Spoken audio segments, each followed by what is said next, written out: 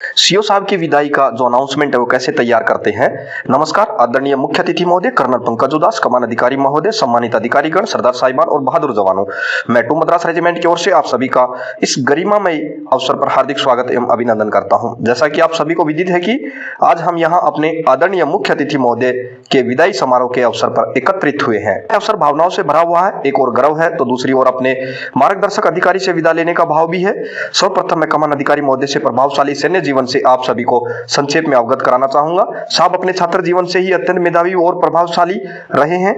आपने अपनी प्रारंभिक शिक्षा अपने निवास स्थान से प्राप्त की है। इसके पश्चात आपने सैनिक स्कूल टिहरी हिमाचल प्रदेश से 12वीं की परीक्षा प्रथम श्रेणी से उत्तीर्ण की है। आगे चलकर आपने स्नातक की पढ़ाई गवर्नमेंट कॉलेज से की है और उसमें प्रथम श्रेणी से उत्तीर्ण हुए हैं।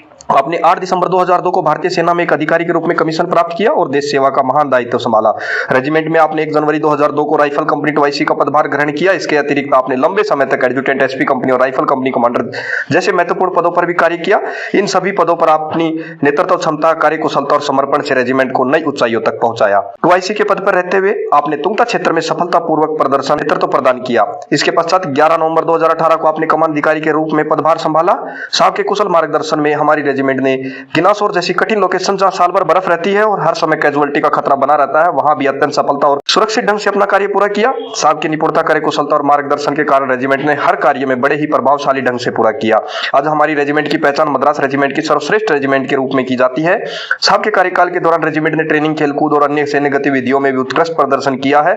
रेजिमेंट के बाहर भी आपने कई महत्वपूर्ण स्थानों पर स्टाफ व अनुदेशक के रूप में सेवाएं दी है। अपने डीजीएमओ के महत्वपूर्ण पद पर रहते हुए और एनडीए खड़गवासला में इंस्ट्रक्टर के पद पर भी अपनी सेवाएं प्रदान की हैं। उत्कृष्ट कार्यों के लिए आपको चीफ ऑफ आर्मी स्टाफ के प्रशंसा पत्र से भी सम्मानित किया गया। साहब की जितनी प्रशंसा की जाए उतनी कम है। सच कहा जाए तो साहब की प्रशंसा करना सूरज के सामने दीपक दिखाने के समान है।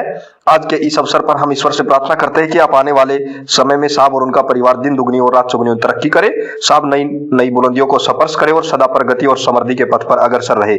हमें यह भी ज्ञात हुआ है कि साहब अगली पोस्टिंग सिकंदराबाद में हो रही है।